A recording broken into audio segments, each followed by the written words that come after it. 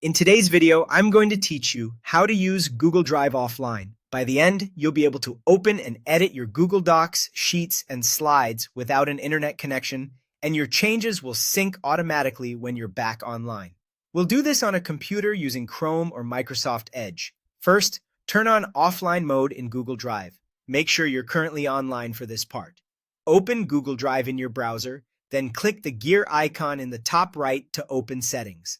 In the General section, look for the option that says Create, Open, and Edit Your Recent Docs, Sheets, and Slides offline, and check the box. This tells Google Drive to save the necessary data to your device so it can power offline access.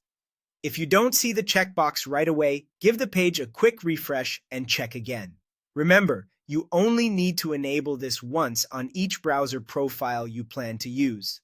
Next, install the Google Docs offline extension.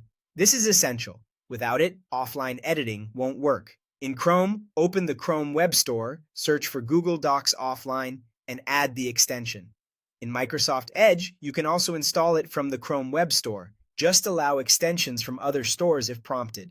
After installation, you don't need to open anything extra. The extension runs in the background and integrates with Drive, Docs, Sheets, and Slides. Now, choose which files you want available offline. In Google Drive, navigate to your files. Right-click any document, spreadsheet, or presentation, and select Make Available Offline. You can select multiple files at once to speed things up. This step is helpful because, while Drive may cache some recent items automatically, explicitly marking your important files ensures they're ready, even if you're heading somewhere with no connection. Give larger files a moment to finish preparing before you go offline. From here, you're set. When you're offline, open Drive, Docs, Sheets, or Slides in your browser like normal. Your marked files will open and you can edit them as if you were online. You'll see a small offline indicator in the editor confirming your changes are being stored locally. As soon as your internet connection returns, Google will sync everything in the background. No extra action required.